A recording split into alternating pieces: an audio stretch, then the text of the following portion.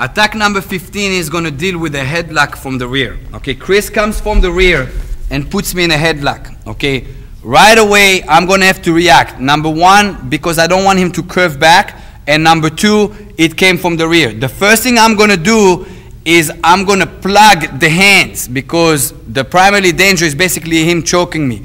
I'm going to plug. Now I'm going to have to lower my base so I stay in balance. If I don't lower my base, I'm not going to be in balance and he's going to be in charge. Now watch here. Again, as soon as I feel him, anybody putting a hand across your neck from the rear means business. You're going to have to react right away and plug it right here and lowering your base. From here, watch what I'm doing. This is a big misconception in other systems that people have to throw. I don't have to throw him. I'm going to have to basically outbalance him. What I'm doing now is I'm going to lean forward. When I lean forward, if you pay attention to Chris' feet, he gets on his tip of his toes. In other words, all his weight gets tilted up front. Therefore, when I throw him, I don't end up yanking. A lot of people try to yank, and when you under an adrenaline rush in the street, you might pull you back. Yes, you threw him, you pull you back, guess what? He gets back up and he beats the shit out of you, which is not good for you. So in other words, I come in here. From here, I'm coming down and I'm tilting. As soon as I feel him light, I'm going to try to put my forehead on this knee by turning and taking him over. Okay, I never picked up his weight.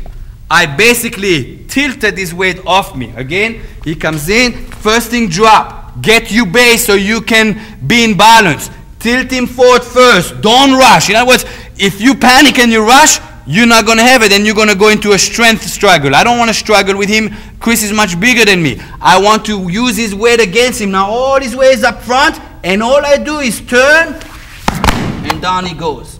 From here, of course, I got objectives.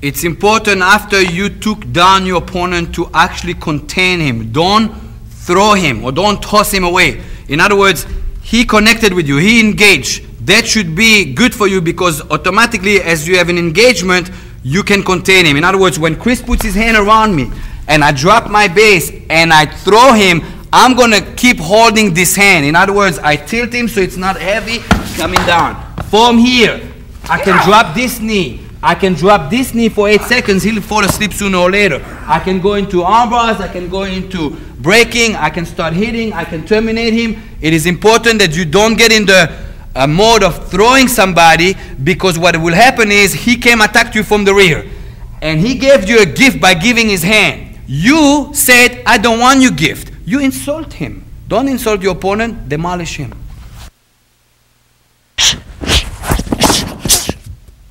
Again.